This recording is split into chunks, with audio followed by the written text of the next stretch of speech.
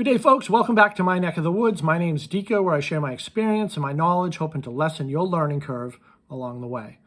So today I'm going to talk about what has made me successful in surf casting for striped bass using bait. Now, there are many anglers out there that are reluctant to share what has made them successful, or what works for them, or what's biting. I don't understand why people don't want to share and help other anglers catch more fish. I don't know if they're afraid you're going to steal their spot. Hunters are the same way. Hunters, no one's going to tell you where the big bucks are or their spot. I don't understand it. So I decided to make a video on what has made me successful striped bass fishing off the shore, and I use bait. I use bait exclusively. I do use some plugs sometimes, but for the most part, it's chunk mackerel right off the beach in the surf. All right, before I get started, please sub the channel, make some comments, and like some of my videos. If you like stuff like this, check out some of my other videos. I do a lot of product reviews also. All right, so over the years, I've been striped bass fishing probably since I was a kid. I'm 48 years old now, and I've been doing it more exclusively probably in the last 5 to 10 years or so. So when I first started out, I would go, and sometimes there was 5 people to the left of me and 5 people to the right of me, or whatever. And everyone was catching fish for the most part, or some people were catching fish, but I was not the person catching fish. You know, when you ask for advice, and there are people out there kind of reluctant to give you advice, I'm really unsure why. So over the years, I have developed, I don't know if it's my own way. I'm sure other people do it the same way. Who knows? Maybe they do it, and they're just not sharing it with other people.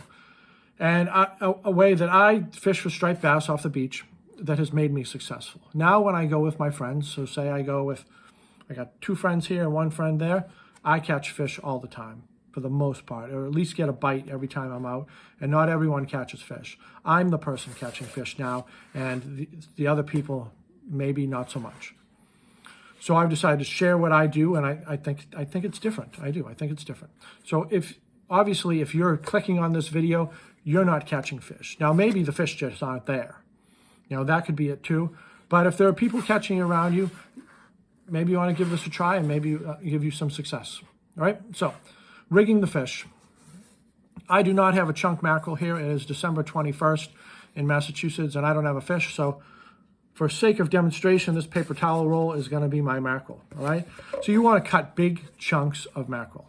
Big chunks. So I say this is a mackerel this big, I would cut it into thirds. I'd cut here and I'd cut here. You have your head and a big chunk of piece, and you have a tail and a big chunk of piece, and then you got the meaty piece in the middle. Doesn't matter which piece you use, just use one of them. And you want to use a big hook. I know there's a lot of people that will say, you know, I need to downsize, maybe the hook's too big. The bigger, the better. Even a schoolie's mouth, when it opens up, is this big. As opposed to the big ones, it's even bigger. It's more than 10 times the size of the hook. It's going to inhale that piece, and the bigger the hook, the more surface area there is inside that bass to catch the inside of its mouth. I know that makes sense. It should make sense to you.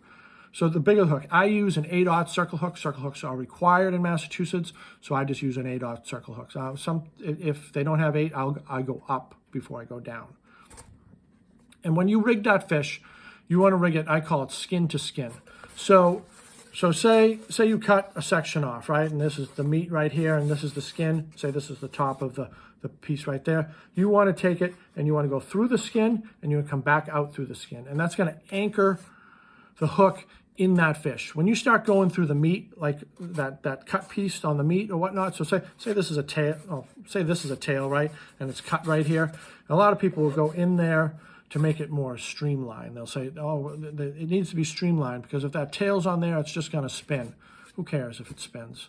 It's a tail. It's a fish tail. If anything, I think spinning would create more attraction and more movement to whatever you have going on out there. So skin to skin. I find that the top of the fish, the top of the mackerel, the skin is a little tougher. So if you can go right into that skin and then almost up through it again, you want, I'm thinking outside the box here, you want, I would say, at least an inch between your entrance hole and your exit hole. You want a good anchor inside that chunk of meat. Because when you start hooking it into the meat part, it's just going to fall apart. It's going to fall apart and your hook's going to come out. You want a good, solid anchor inside that hook, inside that piece of meat. And bigger hooks are better, in my opinion. Now, these are just my success stories. People may differ, but if you're not catching fish, maybe you want to give this a try. Okay, so big hook, surface area, it's going to increase your hookup. I learned this in freshwater fishing. Freshwater fishing with frogs, topwater frogs, they have giant hooks in them. And then we're fishing with our Senkos or whatever, and then all of a sudden we downsize and we put a smaller hook. Or drop shot, we put a bigger hook on that. And you have to hide the hook more in your presentation, so hide it. But put a bigger hook on there. I mean, because a largemouth bass, even the small ones, their mouth is that big. It's gonna sort of open up and inhale that whole piece of bait, whatever it is, if it's a lure or whatnot. All right. So once you get, that's going to increase your hookup ratio once you start putting a bigger hook and bigger chunks of bait on there. If it's a small mackerel, I just cut it in half. You can use multiple hooks. Sometimes I use multiple hooks. Sometimes I will use like a hook and then a teaser, but that's another video for another day, different rigs. But this is just bait fishing. All right, so you get your bait on your hook, right? Now you are going to cast to a deliberate area.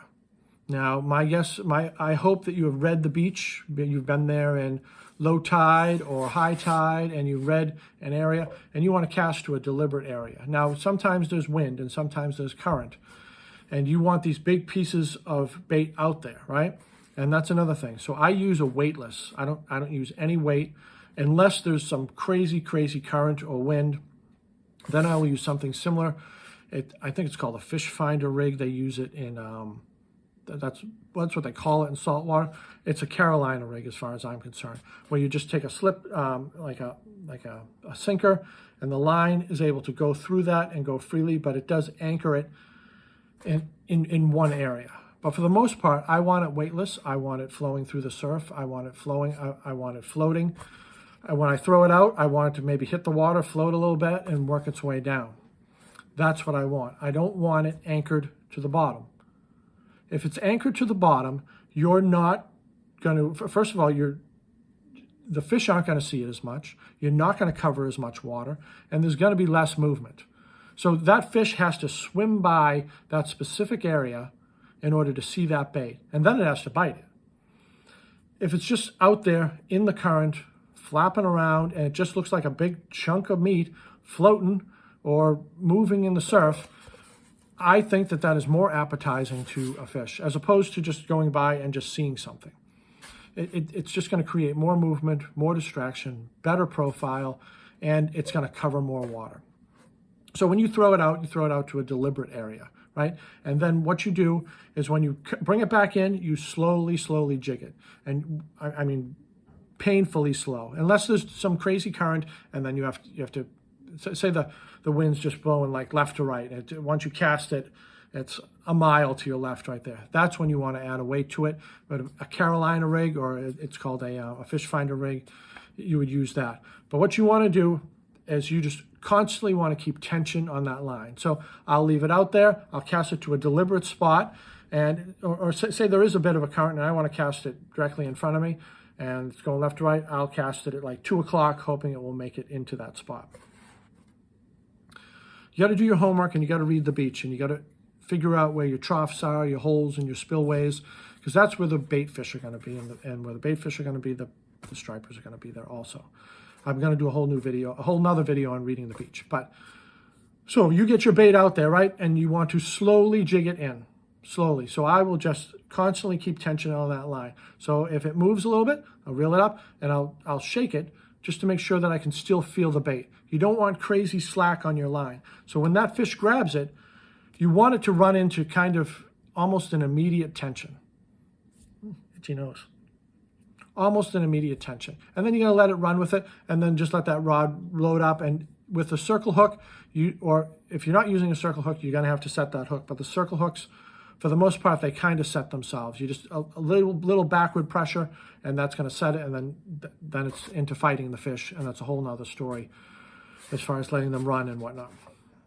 But so you just want slowly jig it, keep the slack out, and then when you get those bites, you're gonna get almost like a real time. You're not gonna get like it pulled for a while and then you get the bite and then it pops out or whatnot. But that's what you want for the most part. You don't want, and I think the key to all of this is you see people out there with their sand spikes, you know, they got their sand spikes and they're sitting on a chair and they're looking on their phone and whatnot. That bait is in a stationary area. It's weighed down with sinkers that have rods coming out of them or whatnot, and it's just in one area. You want that bait moving around. You want it in the surf, you want it to float around, and you want it to cover water. And essentially that scent is moving back and forth also. Now that's just how I do it, and I found success in that, and hopefully this video finds you and you find success in it too, because that is my ultimate goal. All right, that's all I have for you. Sub the channel. I'll talk to you guys later. Be well.